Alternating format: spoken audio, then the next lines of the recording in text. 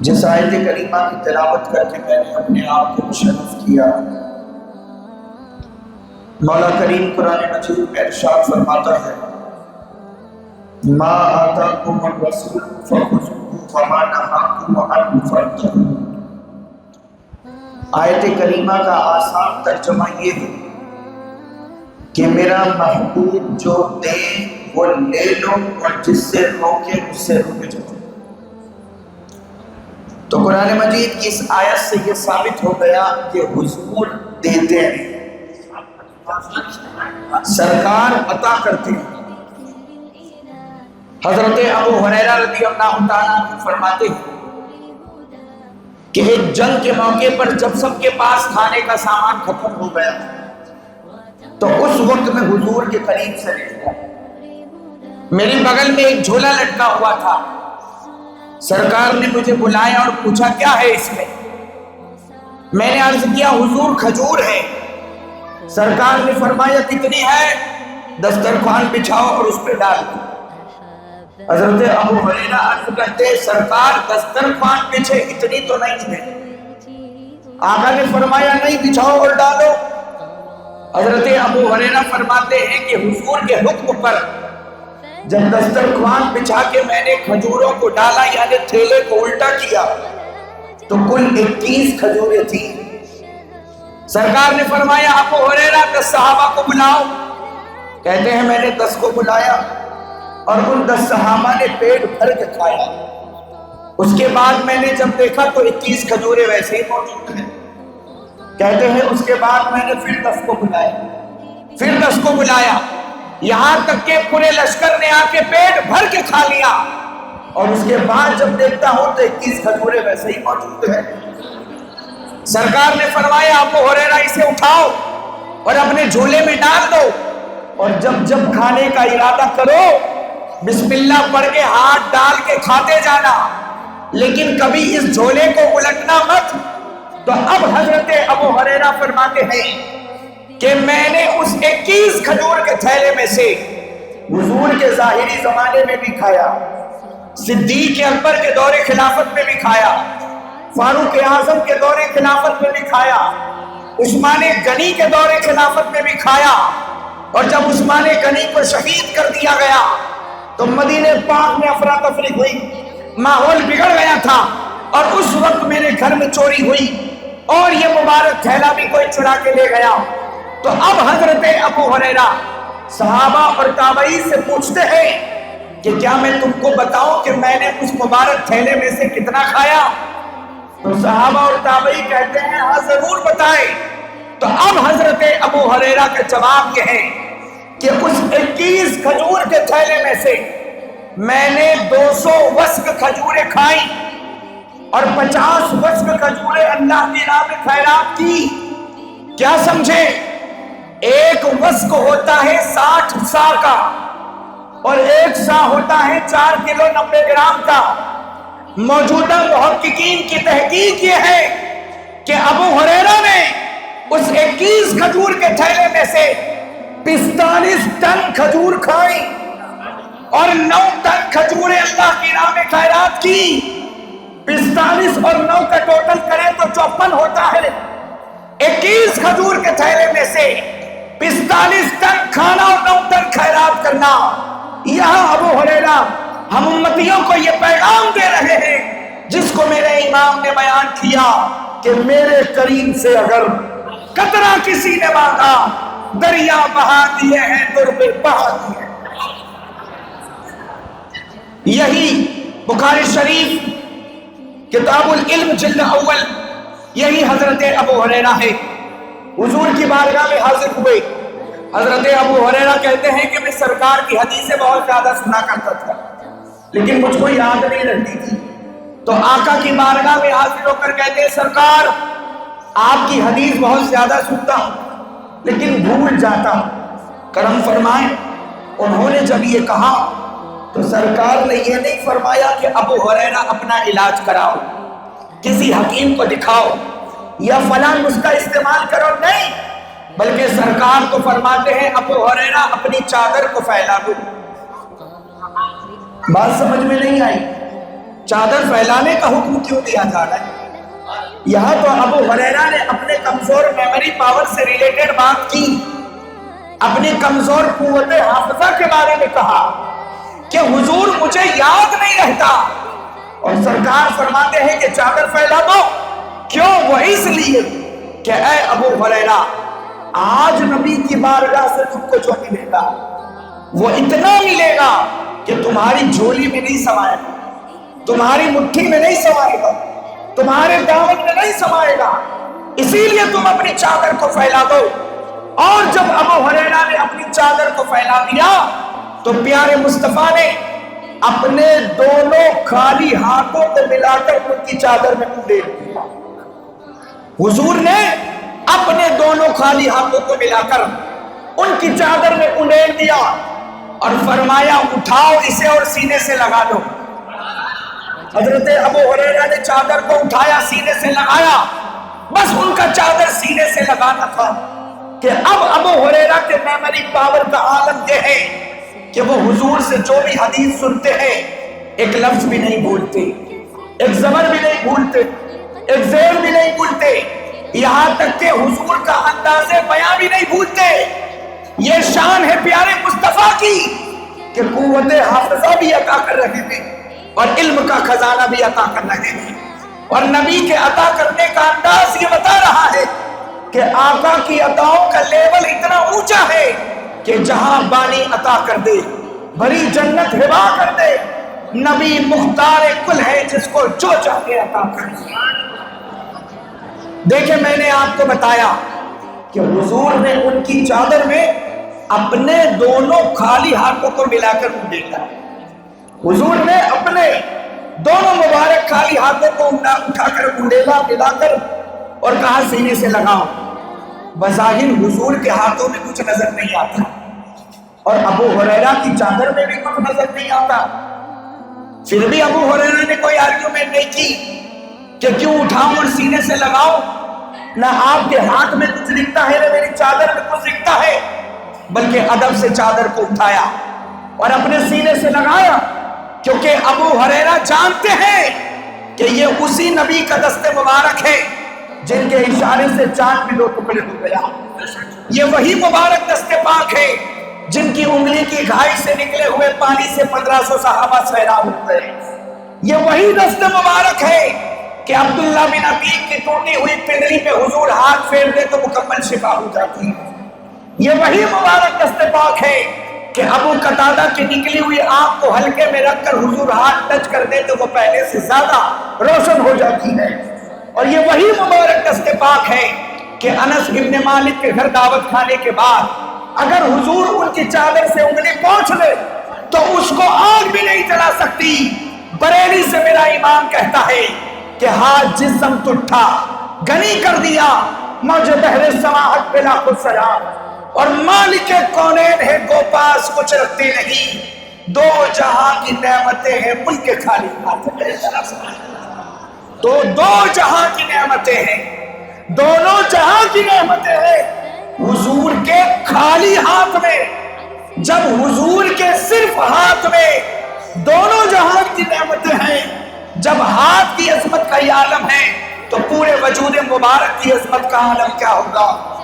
اسی لیے اعلیٰ حضرت نے کہا حضور میں آپ کو کیا کہوں، میں آپ کو کیا کہوں، سرور کہوں نہیں، مالک و مولا کہوں تجھے، اور باغ خلیل کا گل زیبا کہوں تجھے، تیرے تو وصف آئے بے تناہی سے ہے بری، حیران ہوں میرے شاہ میں کیا کیا کہوں تجھے، اور لیکن رضا نے ختم سخن اس پہ کر دیا، خالق کا بندہ خلق کا آقا کہوں تجھے۔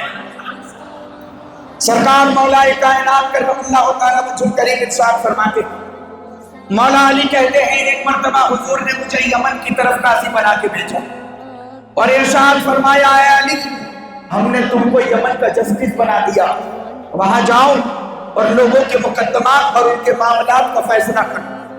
مولا کائنات کہتے ہیں کہ میں نے آقا کی بارگاہ میں عرض کیا حضور آپ مجھے قاضی تو بنا رہے ہیں لیکن مجھے کچھ آتا نہیں، میں قضا جانتا نہیں، میں کام کیسے کروں گا، میں فیصلے کیسے کروں گا۔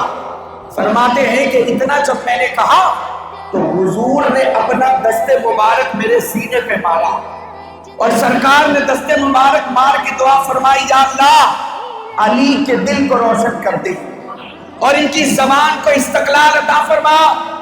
مولائے کائنات کہتے ہیں حضور کی اس دعا کا اثر یہ ہوا کہ اس دن کے بعد سے کسی بھی معاملے کا فیصلہ کرنے میں دشواری تو دور، مجھے کبھی کوئی ڈاؤٹ بھی نہیں ہوا، کوئی شک نہیں، کوئی وسوسہ نہیں۔ حضور کا ہاتھ لگا، مولا علی علم قضا میں کامل ہو گئے، ایکسپرٹ ہو گئے، اور ایسے ایکسپرٹ ہوئے کہ سرکار مولا علی کے دور خلافت میں رات کے وقت دو عورتوں کے یہاں بچوں کی پیدائش ہوئی، ایک کے یہاں لڑکا پیدا ہوا اور ایک کے یہاں لڑکی، اور اندھیرا ہونے کی وجہ سے یہ کنفرم نہ ہو سکا کہ بیٹا کس کا ہے اور بیٹی کس کی۔ لیکن پرابلم اس وقت زیادہ ہوا جب دونوں ہی عورتیں بیٹے کی دعوے دار بنی، یہ بھی کہتی ہیں بیٹا میرا ہے، وہ بھی کہہ رہی ہے بیٹا میرا ہے۔ یہ مقدمہ پہنچا مولا علی کے دربار میں۔ کیس کی ڈیٹیل کو سننے کے بعد مولا علی نے فرمایا کہ ان دونوں عورتوں سے کہو کہ الگ الگ برتنوں میں اپنے اپنے پستان سے اپنا دودھ نکال کے لائے۔ ان عورتوں نے ایسا ہی کیا، اور جب عورتوں کا دودھ مولا علی کے سامنے پیش ہوا تو آپ نے فرمایا اس دودھ کو الگ الگ تولا جائے، الگ الگ وزن کیا جائے۔ تو دودھ کا ویٹ کیا گیا، اور جب دودھ کا وزن ہو گیا تو جس عورت کے دودھ کا وزن زیادہ نکلا آپ نے فرمایا لڑکا اس کو دے دو، بیٹا اسی کا ہے۔ آپ نے فرمایا بیٹا اسی کا ہے۔ درباریوں نے پوچھا حضور اس فیصلے کی کوئی دلیل؟ اتنا پیچیدہ معاملہ، اس کا تو کوئی گواہ بھی نہیں، اور آپ نے صرف دودھ کے وزن پہ فیصلہ کر دیا۔ جب لوگوں نے پوچھا تو مولا علی نے فوراً قرآن مجید کی اس آیت کو تلاوت کیا کہ اللہ قرآن میں فرماتا ہے للذکر مثل حظ الانثیین، کہ بیٹے کا حصہ دو بیٹیوں کے برابر، بیٹے کا حصہ دو بیٹیوں کے برابر ہے۔ قرآن مجید کی اس آیت سے ثابت ہوتا ہے کہ اللہ نے مرد کو ہر چیز میں فضیلت عطا فرمائی ہے، یہاں تک کہ غذا میں بھی فضیلت دی ہے، کھانے میں بھی فضیلت دی ہے۔ فرماتے ہیں میں نے جو فیصلہ کیا ہے وہ اسی حقیقت کی روشنی میں کیا ہے کہ جب اللہ نے مرد کو کھانے میں بھی فضیلت دی ہے تو اس کی ماں کے دودھ کا وزن بھی زیادہ ہوگا۔ تو لڑکی کی ماں کے دودھ کے مقابلے میں لڑکے کی ماں کے دودھ کا وزن اس بات کو ثابت کرتا ہے کہ بیٹا اسی کا ہے۔ جہاں سب کا دماغ فیل ہو جائے وہیں سے مولا علی کی ذہانت شروع ہو جاتی ہے، جہاں سب کا دماغ فیل ہو جائے وہیں سے مولا علی کی ذہانت شروع ہو جاتی ہے۔ آج بدعقیدہ وہابی یہ کہتا ہے کہ معاذ اللہ نبی کو علم غیب، معاذ اللہ نبی کو دیوار کے پیچھے کی خبر نہیں۔ ان جاہل جماعتیوں سے کہو کہ نبی کی شان تو بہت اونچی ہے، مولا علی کا علم دیکھ۔ اور حضرت علی کو یہ علم کس نے دیا؟ اللہ کی عطا سے نبی نے دیا، باب العلم فرما کے دیا، سینے پہ ہاتھ مار کے دیا۔ تو جس نے لیا اس لینے والے علی کے علم کا کوئی اندازہ نہیں لگا سکتا، تو دینے والے آقا کے علم کا کون اندازہ لگا سکتا ہے؟ اور حوالہ یاد کر کے چاہیے، انفاس العارفین کے اندر موجود ہے۔ حضرت شیخ ابو الرضا علیہ الرحمہ فرماتے ہیں کہ اگر ایک کیڑی، ایک چیٹی تحت الثری ساتویں زمین میں ہو اور اس کے دل میں 100 خیال چل رہے ہو تو 99 خیال میں جانتا۔ مولا علی کی شان تو بڑی بلند ہے، کوئی ولی علی کے مرتبے کو نہیں پہنچ سکتا۔ تو یہ ایک ولی کا قول ہے، حضرت علی کا نہیں۔ شیخ ابو الرضا فرمائے کہ ایک چیٹی تحت الثری ساتویں زمین میں ہو، اس کے دل میں 100 خیال ہو، 100 ٹاپک پہ وہ سوچ رہی ہو، تو 99 خیال مجھے معلوم، کہاں یہ زمین کے اوپر اور کہاں وہ 7ویں زمین میں۔ تو 7ویں زمین کے اندر چلنے والی جب ایک چھوٹی سی کیڑی کے بہت چھوٹے سے دل میں چل رہے 99 باتوں کا علم بھی جب ایک اللہ کے ولی کو ہو جاتا ہے تو سمجھانا یہ ہے کہ جس کی امت کے ایک ولی کا علم اتنی کمال پر ہے تو اس امت کے نبی کے علم کا کون اندازہ لگا سکتا ہے؟ اور سنو، بڑی مشہور حدیث پاک ہے، حضرت عبداللہ ابن عباس رضی اللہ تعالیٰ عنہ فرماتے ہیں کہ پیارے آقا ایک مرتبہ 2 قبروں کے پاس تشریف لے گئے اور دونوں قبروں کے اوپر عذاب ہو رہا تھا۔ اس کے بعد میرے آقا نے عذاب کی وجہ بھی بتائی، کہا اس پر عذاب اس لیے ہو رہا ہے کہ یہ پیشاب کے چھینکوں سے نہیں بچتا تھا، اور اس پر عذاب اس لیے ہو رہا ہے کہ یہ چغلی کھاتا تھا۔ اللہ ہم کو ایسی باتوں سے بچائے۔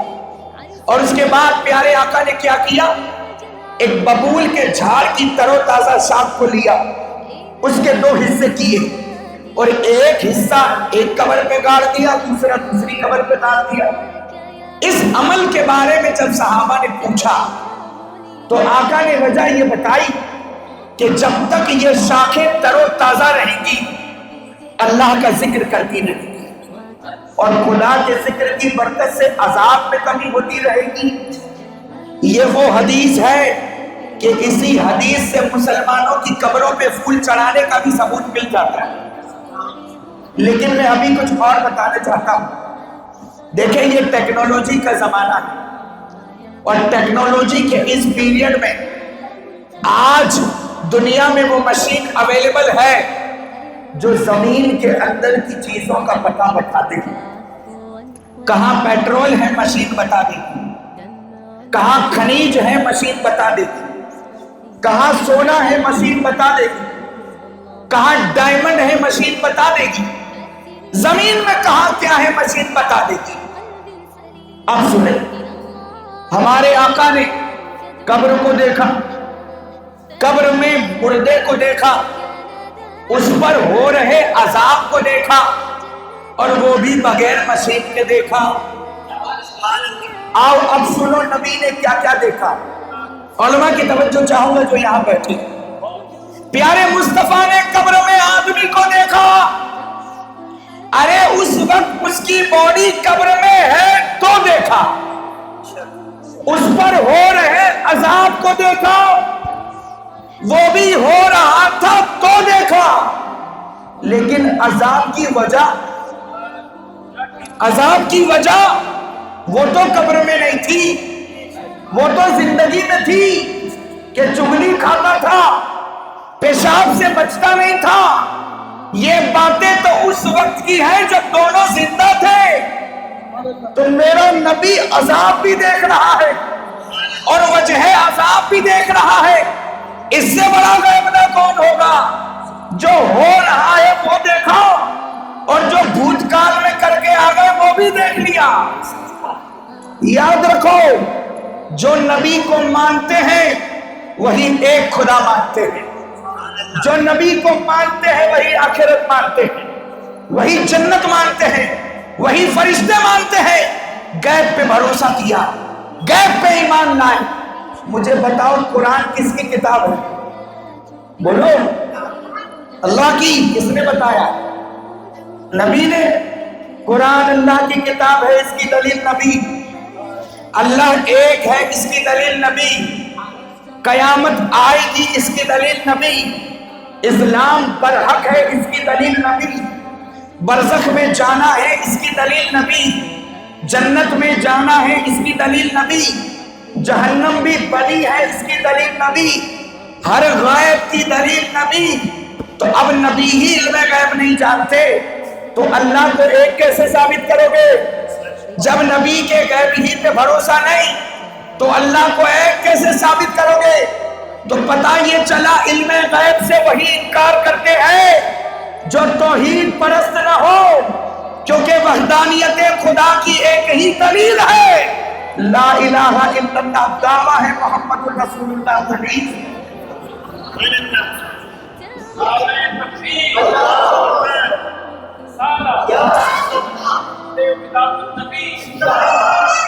آئیے اب اسی بات کو میں دوسرے رخ سے سمجھاؤں، انگلش بھاشا، انگلش لینگویج کی مدد سے سمجھاؤں، لیٹسٹ اینڈ بیسٹ وے۔ دیکھیں عربی میں لفظ نبی کا وہی معنی ہے جو انگلش میں پروفٹ کے معنی ہے، انگریزی میں جو پروفٹ کا میننگ ہے عربی میں نبی کا وہی میننگ ہے۔ پروفٹ اسے کہتے ہیں جو پروفیسی کرے، اور پروفیسی کا مطلب یہ ہے جو فیوچر کی بات بتائے، بھوشیہ کی بات بتائے۔ پروفیسی یہ ہے کہ میرے آقا اپنے زمانے پاک میں فرما رہے ہیں جبکہ خلافت کا وجود نہیں تھا کہ خلافت 30 برس رہے، نجد سے فتنہ اٹھے گا، شیطان کی سینگ نکلے گی، زلزلے اور فتنے آئیں گے، یہ میرے آقا بھوشیہ کی بات بتائے۔ دجال آئے گا، یہ بھی بھوشیہ کی بات بتائے۔ حضرت امام مہدی آئیں گے، یہ بھی بھوشیہ کی بات بتائے۔ حضرت عیسیٰ علیہ السلام کا نزول ہوگا، یہ بھی بھوشیہ کی بات بتائے۔ یہ ہے پروفیسی، اسے کہتے ہیں پروفیسی۔ اب جو یہاں پڑھنے والے بچے ہیں وہ میری بات کو سمجھ جائیں گے کہ انگریزی بھاشا میں، انگلش لینگویج میں بھوشیہ کی بات بتانے کے لیے ایک شبد اور ہے جسے فورکاسٹ کہتے ہیں۔ کیا کہتے ہیں؟ فورکاسٹ، جس کا مطلب ہے بھوشیہ وانی۔ جس کا مطلب کیا ہے؟ بھوشیہ وانی۔ ٹھیک ہے، اب دو باتیں غور سے سنیے۔ گجرات کے آکاش وانی سے ایک سماچار پرسارت کیا گیا کہ اگلے 24 گھنٹے میں بوندا باندی کی سمبھاونا ہے، مگر ہوا یہ کہ موسلا دھار بارش ہوئی۔ تو سماچار سننے والوں میں سے کسی نے پربندھک کو پتر لکھا کہ آکاش وانی کے مادھیم سے ہم کو یہ سماچار ملے کہ اگلے 24 گھنٹے میں بوندا باندی کی سمبھاونا ہے، پرنتو موسلا دھار بارش ہوئی اور آپ کے نرادھار سماچار سے جنتا کو دکھ پہنچا۔ تو ادھر سے بھی آفیسر نے جواب میں خط لکھا کہ ہمارے ویگنانکوں نے وایو منڈل کے ادھین کے سمے ان سے گणنا میں چوک ہو گئی، اسی لیے نشکرش نرادھار ہو گیا۔ ہمیں کھید ہے، بھوشیہ میں اسے نہیں دہرایا جائے گا۔ یہ ان کی بات ان کی بھاشا میں نے بتا دی۔ اب دوسری بات سنو، ایک خان صاحب تھے، جیوتش کے ساتھ ان کی دوستی تھی۔ خان صاحب ایک دن جیوتش جی سے ملے تو جیوتش نے کہا خان صاحب ذرا اپنا ہاتھ بتائیے۔ تو خان صاحب نے ہاتھ بتایا، جیوتش نے دیکھا کہا خان صاحب سوموار کو تم مر جاؤ۔ کیا کہا؟ سوموار کو تم مر جاؤ گے۔ شکروار کو کہا شکروار، شنیوار، رویوار جی لو، سوموار کو تم مر جاؤ گے۔ اب منگلوار کو خان صاحب ڈنڈا لے کے پنڈت کو ڈھونڈ رہے اور وہ مل بھی گیا اور کہا دیکھ تو سوموار کو میرا مرن دیوس بنایا تھا نا، یہ آج منگل ہے اور میں زندہ ہوں۔ تو جیوتش نے کہا ذرا پھر سے اپنا ہاتھ بتائیے۔ تو خان صاحب نے پھر دکھایا، کہا ارے تمہاری موت کی لکیر تو مٹ گئی، تمہاری مرتیو ریکھا مٹ گئی۔ تو سمجھانا یہ ہے کہ پروشٹی کی بنیاد پر کی گئی بھوشیہ وانی، ستاروں کی چال دیکھ کر کی گئی بھوشیہ وانی، وایو منڈل کا ادھین کر کے کی گئی بھوشیہ وانی، ہاتھوں کی لکیریں دیکھ کر کی گئی بھوشیہ وانی، اور پرچہ بنا بنا کے کی گئی بھوشیہ وانی غلط ہو سکتی، نرادھار ہو سکتی ہے۔ اسی لیے اسے فورکاسٹ کہتے ہیں، پروفیسی نہیں، اور اسی لیے اسے علم نجوم کہتے ہیں، علم غیب نہیں۔ لیکن اب سنو، حالت جنگ میں توجہ، حالت جنگ میں یدھ کے سمے، ڈیورنگ وار، میں ان سارے شبدوں کو جان بوجھ کے استعمال کر رہا ہوں تاکہ آپ سمجھیں کہ حالت جنگ میں جب فوجی فہرست میں ہوتا ہے تو بتایا جا سکتا ہے کون کہاں ہے۔ یہ فوجی کہاں ہے، وہ فوجی کہاں ہے، یہ ریکارڈ میں ہوتا ہے۔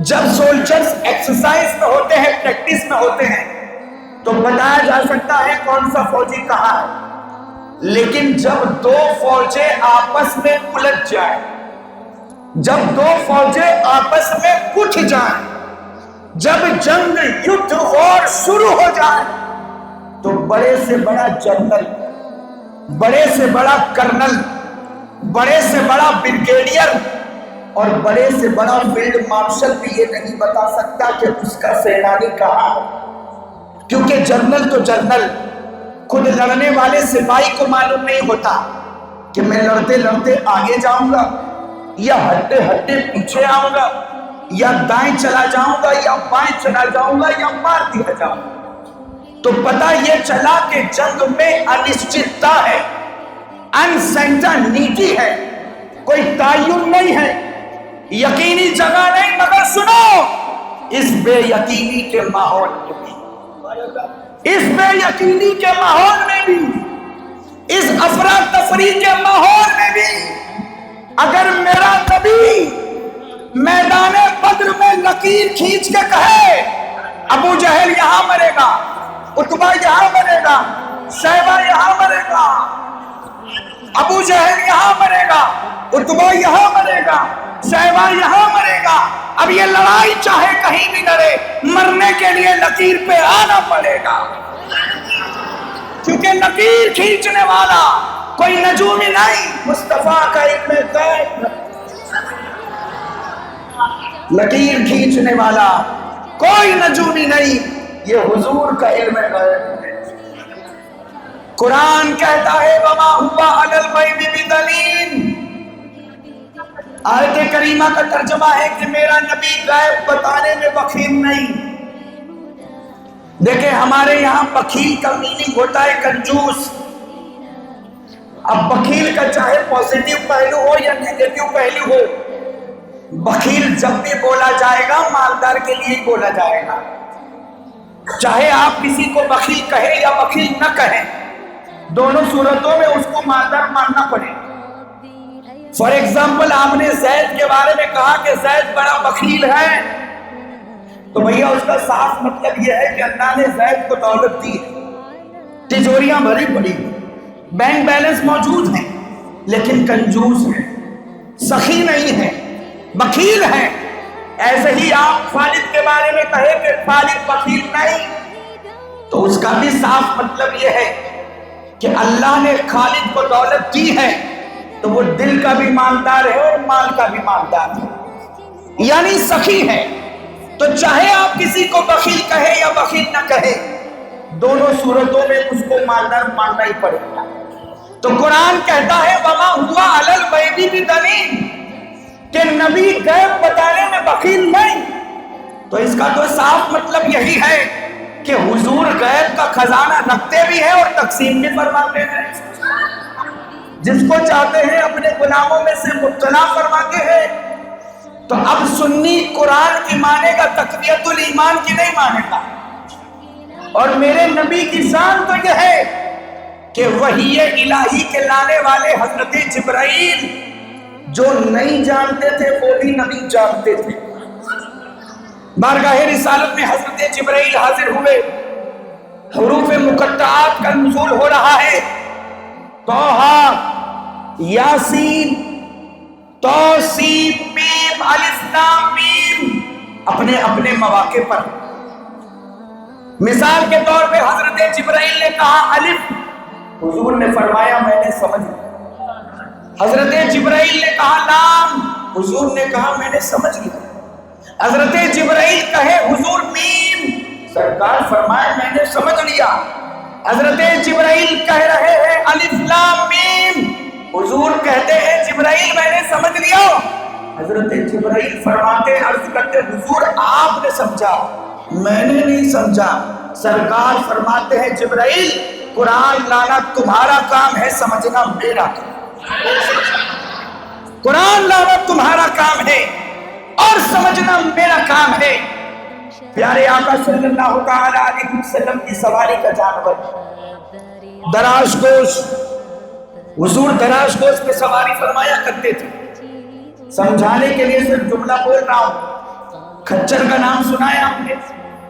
ایک جانور ہوتا جس کا نام ہے حمار، جس کو گدھا کہتے ہیں. اس زمانے میں سواری اس پر ہوتی تھی، لیکن پیارے آقا جب اپنی سواری پہ بیٹھ جاتے تو وہ پیشاب نہیں کرتا تھا. اور حضور کی سواری کے جانور کا نام ہے یافور. اور یافور کی ایک خاص ادا یہ تھی کہ جب سرکار اپنے کسی صحابی کو بلانا چاہتے تو اپنے سواری کے جانور یافور سے فرماتے یافور جاؤ میرے فلاں صحابی کو بلا کر لاؤ. حضور کی سواری کے جانور یافور جاتے اور ان کے دروازے پر اپنے سینگ سے ٹھوکر لگاتے. وہ صحابی سمجھ جاتے آقا مجھے بلانا ہے. اور انہیں اس سے اونچی بات بتاؤں کہ جب مدینہ شریف میں تجارت زیادہ ہوئی، بزنس کا معاملہ بڑا، باہر سے بہت لوگ آ رہے تھے، بہت پبلک کا آنا جانا ہوا، تو اس وقت صحابہ کو پتہ نہیں چلتا تھا کہ اپنا کون ہے پرایا کون ہے، مومن کون ہے منافق کون ہے. پتہ نہیں چلتا تھا اندر کا کون اور ایجنٹ کون. تو پتہ ہے صحابہ کیا کرتے؟ حضور کے سواری کے جانور یافور کو لے کر کے آتے. وہ جس کے آگے پیشاب کر دیتا صحابہ سمجھ جاتے منافق ہے، جس کے آگے سے گزر جاتا صحابہ سمجھ جاتے مومن ہے. اور میرے نبی کے علم پہ اعتراض کرنے والوں، پیارے مصطفیٰ جس پر بیٹھ جائے وہ بھی دل کا راز جان لیتا. حضور جس پر بیٹھ جائے وہ بھی دل کا راز جان لیتا ہے. مجھے بڑی پیاری بات یاد آ رہی ہے اسی موضوع سے لگ کے ہے کہ سرکار فاروق اعظم رضی اللہ تعالیٰ عنہ کے دور خلافت میں سرکار مولا علی نے ایک خواب دیکھا. اور خواب میں کیا دیکھا کہ مسجد نبوی شریف کے مصلی پر حضور نماز فجر پڑھا رہے اور مولا علی حضور کے پیچھے نماز پڑھ رہے فجر کی. اور جب سرکار نے سلام پھیرا تو نماز سے فارغ ہو کر میرے آقا مسجد نبوی شریف کے ایک دیوار سے ٹیک لگا کے بیٹھ گئے. خواب میں دیکھ رہے. اتنے میں ایک عورت آئی جو کھجور سے بھرا ہوا ایک طبق لائی اور آقا کے قدموں میں رکھ دیا. سرکار نے اس میں سے ایک کھجور کو اٹھایا اور مولا علی کو دیا. مولا علی نے وہ کھجور کھائی اور خواب سے بیدار ہو گئے. آنکھ کھل گئی لیکن جب اٹھے تو کھجور کی مٹھاس زبان پہ موجود تھی. کھجور کی شیرینی ٹیسٹ ذائقہ زبان پہ موجود تھا. اب جب مولا علی کی آنکھ کھلی تو اذان فجر ہو رہی تھی، نماز فجر کا وقت تھا. مولائے کائنات جلدی جلدی اٹھے، مسجد نبوی میں نماز کے لیے پہنچے. کیا دیکھا؟ اسی مصلی پہ فاروق اعظم نماز پڑھ رہے اور فاروق اعظم کے پیچھے مولا علی نے نماز فجر پڑھی. نماز سے فارغ ہونے کے بعد فاروق اعظم بھی ایسے ہی بیٹھ گئے ٹیک لگا کے جیسے خواب میں حضور کو دیکھا تھا. اور مولا علی نے پھر دوسرا منظر دیکھا کہ وہ تو ٹیک لگا کے بیٹھے مگر اتنے میں ایک خاتون آئی، کھجور سے بھرا ہوا تھال لے کر آئی اور فاروق اعظم کے قدموں میں رکھ دیا. سرکار فاروق اعظم نے اس میں سے ایک کھجور کو اٹھایا مولا علی کو دی. ایک کھجور اٹھائی اور مولا علی کو دی اور کہا باقی اوروں میں بانٹ دو. مولا علی کہتے ہیں اے عمر اگر اور بھی دے دے تو کیا بات ہے، اگر کچھ اور کھجور بھی مل جائے تو کیا بات ہے. تو فاروق اعظم فرماتے ہیں علی مرتضیٰ اگر رات کو خواب میں حضور نے دوسری دی ہوتی تو میں بھی دے دیتا، جب حضور نے نہیں دی تو میں کیسے دوں. نبی کے غلاموں کے پاس جب اتنا علم ہے تو حضور کے علم کا کون اندازہ لگا سکتا ہے. اسی لیے امام احمد رضا نے ساری وہابی نجدی بلا کو کفر کے تابوت میں دفن کر کے اور اس پر آخری کھیر ٹوک کر یہ لکھ کے قلم توڑ دیا کہ یا رسول اللہ اور کوئی غائب کیا، تم سے رہا ہو بنا جب نہ خدا ہی چھپا تم پہ کرے. اور اب ایک پیغام لے لیجیے آخر میں. الحمدللہ اس سال حضور کا 15واں میلاد منا رہے ہیں. سنی میلاد روز مناتا ہے جب وہ نماز پڑھتا ہے میلاد ہی مناتا ہے، تو ہم تو 5 ٹائم میلاد منانے والے لوگ ہیں۔ مگر ایک بات یاد رکھیے گا، جس کے دل میں حرام کی محبت ہوگی اس کے دل میں حضور کی محبت پیدا نہیں ہو سکتی۔ مکہ شریف کی سرزمین پر ایک نوجوان ہے جس کا نام ہے فضالہ۔ فضالہ کے نیچر میں بڑی خوش مزاجی ہے، فضالہ کے بیہیو میں بڑا ہنسی مذاق ہے۔ فضالہ کے دل میں ایک دن خیال آیا کہ میں مسلمانوں کے نبی حضرت محمد عربی صلی اللہ علیہ وسلم کو قتل کر دوں وہاں سے۔ خیال آیا فضالہ کے دل میں کہ مسلمانوں کے نبی کو میں شہید کروں۔ جب سے فضالہ نے یہ پروگرام بنایا، وہ اپنے کمر میں خنجر باندھ کے گھوما کرتی تھی کہ موقع ملے اور میں ان کو معاذ اللہ قتل کروں۔ فضالہ کا روٹین یہ تھا کہ فضالہ روزانہ خانہ کعبہ کا طواف کرنے جاتے تھے، لیکن ان کی یہ عادت تھی کہ مکے کی ایک جوان لڑکی سے ان کا دل لگ گیا تھا، اس سے ریلیشن تعلق ہو گیا تھا، اس کے ساتھ ان کو شادی کرنی تھی۔ تو فضالہ کی عادت یہ تھی کہ جب بھی وہ طواف کے لیے جاتے تو پہلے لڑکی کے گھر جاتے، اس سے ہنسی مذاق کرتے، اس کو ستاتے، دل لگی کرتے، پھر طواف کرنے جاتے، اور طواف سے فارغ ہو کے جب واپس آتے تو پھر سے لڑکی کے گھر آتے، پھر اس سے دل لگی کرتے، اس کے بعد اپنے گھر جاتے۔ یعنی فضالہ طواف سے پہلے بھی لڑکی کے یہاں آتے اور طواف کے بعد بھی لڑکی کے یہاں آتے، یہ ان کی عادت تھی۔ ایک دن فضالہ فجر کے وقت کمر میں خنجر باندھ کے چلے طواف کر۔ اس دور میں غیر مسلم بھی طواف کرتے تھے۔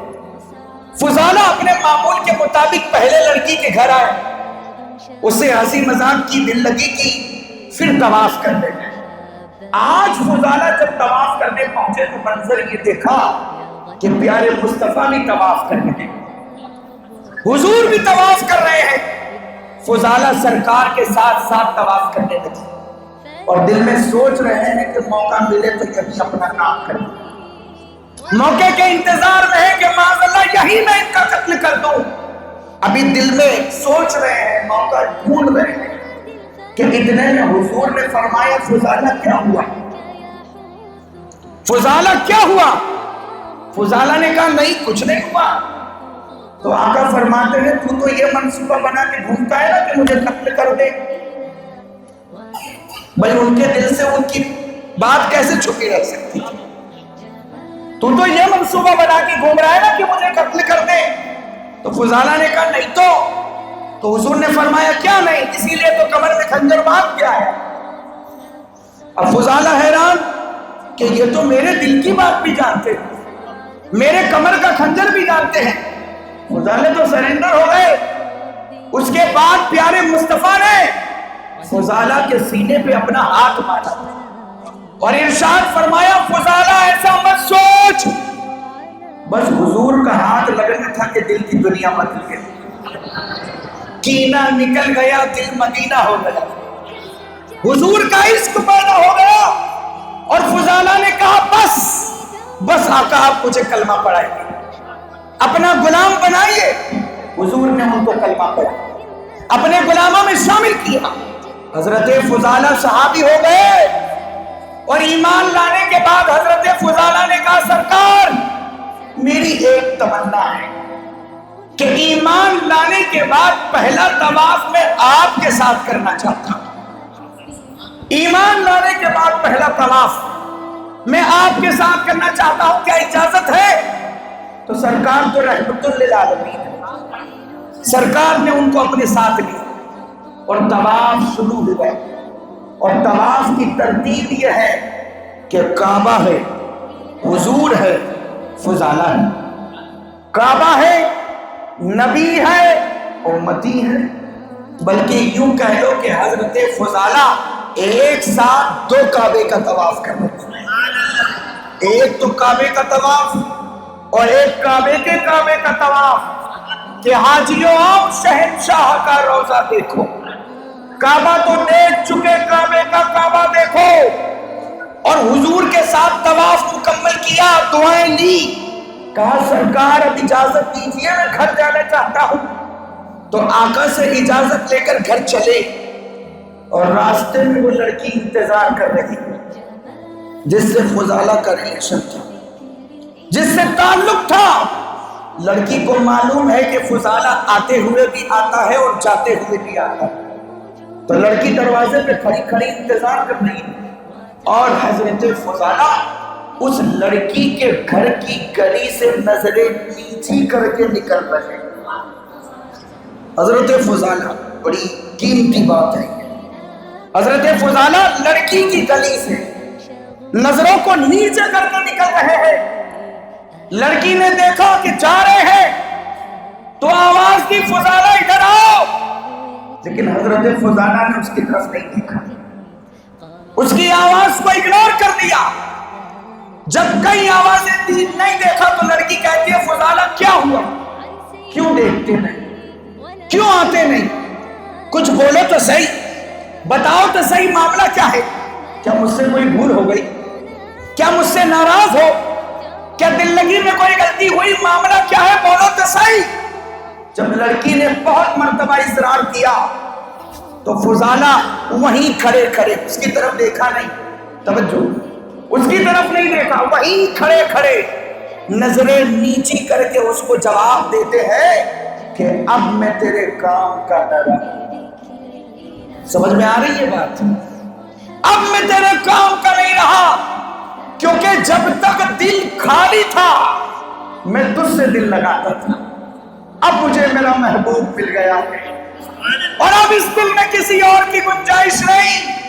بریلی سے میرا امام کہتا ہے، فرقے گلی گلی تباہ، ٹھوکریں سب کی کھائے کیوں، دل کو جو عقل دے خدا تیری گلی سے جائے کیوں۔ میں پوچھتا ہوں آپ سے، حضرت فضالہ کو ایمان لائے کتنی دیر ہوئی؟ حضرت فضالہ کے دل میں عشق مصطفیٰ پیدا ہوا کتنی دیر ہوئی؟ 1 گھنٹہ، 2 گھنٹہ، زیادہ سے زیادہ 3 گھنٹہ؟ حضرت فضالہ کے دل میں 2 گھنٹہ پہلے عشق مصطفیٰ پیدا ہوا، اور لڑکی سے ریلیشن کتنا پرانا تھا، سالوں یا مہینوں پرانا، مگر 2 گھنٹے پہلے عشق مصطفیٰ پیدا ہوتا ہے۔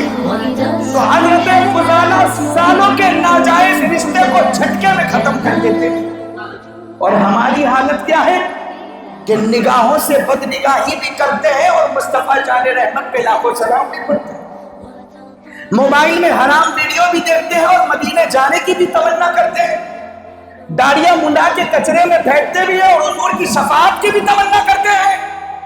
یہ 2 رنگی ہے، 2 رنگی۔ یاد رکھنا، جو استاذ کے ساتھ 2 رنگی کرے گا اس کی نجات نہیں ہوگی، جو ماں باپ کے ساتھ 2 رنگی کرے گا اس کی بخشش نہیں ہوگی، جو پیر کے ساتھ 2 رنگی کرے گا اس کی مغفرت نہیں ہوگی۔ تو جو ماں باپ کے ساتھ، استاذ کے ساتھ، پیر کے ساتھ 2 رنگی کرے، جب وہ بخشا نہیں جاتا تو اس قوم کا حال کیا ہوگا جو اپنے نبی کے ساتھ 2 رنگی کرتی ہے۔ یاد رکھے، جہاں پاخانہ اور پیشاب پڑا ہو وہاں کھانے کا برتن نہیں رکھا جاتا۔ تو جس دل میں حرام کی محبت ہو، جس دل میں گناہ کی محبت ہو، جس دل میں سود کی محبت ہو، جس دل میں نشے کی محبت ہو، جس دل میں بیاج کھانے کی محبت ہو، جس دل میں فلمیں ڈرامے کی محبت ہو، اور جس کے دل میں بدعقیدہ رشتہ دار کی محبت ہو، اس کے دل میں عشق مصطفیٰ کبھی پیدا نہیں ہو سکتا۔ اس سال کا 1500واں میلاد ان کو گناہوں سے سچی توبہ کر کے منانا ہے، نشہ چھوڑ کے میلاد، جوا چھوڑ کے میلاد منانا، حرام کاروبار چھوڑ کے میلاد منانا، جو نماز نہیں پڑھتا وہ نمازی بن کے میلاد منانا، جس کے چہرے پہ داڑھی نہیں وہ داڑھی سجا کے میلاد منانا، جس نے ماں باپ کا دل دکھایا ہے ان سے معافی مانگ کے میلاد منانا، جس نے کسی مسلمان بھائی سے جھگڑا کیا ہے اس سے صلح کر کے میلاد، جس نے اپنے کسی دوست کا دل دکھایا ہے اس کو ہنسا کے میلاد منائے۔ اس انداز پر اگر میلاد مناؤ گے تو جھنڈے لگانا بھی کام آئے گا، جلوس نکالنا بھی کام آئے گا، یہ چراغا کرنا بھی کام آئے گا، اور اس وقت تم کو میرے امام کے اس شعر کے پڑھنے کا حقیقت میں حق ہوگا کہ حشر تک ڈالیں گے ہم پیدائش مولا کی دھوم مثل فارس نجد کے قلعے گرا کے جائیں گے اور خاک ہو جائے جل کر مگر ہم تو رضا دم میں جب تک دم ہے ذکر ان کا سنا. تو دوران تقریر کرنے میں قصداً سہون مجھ سے جو غلطیاں ہوئی یا کم علمی کی بنیاد پر اگر کوئی بات غلط پیش ہوئی یا نہ کہنے کا کوئی جملہ کوئی بے ادبی ہوئی تو میں آپ سب کے سامنے جس سے توبہ کرتا ہوں. ولا لي سواه ودمع يسيل على مصحفي به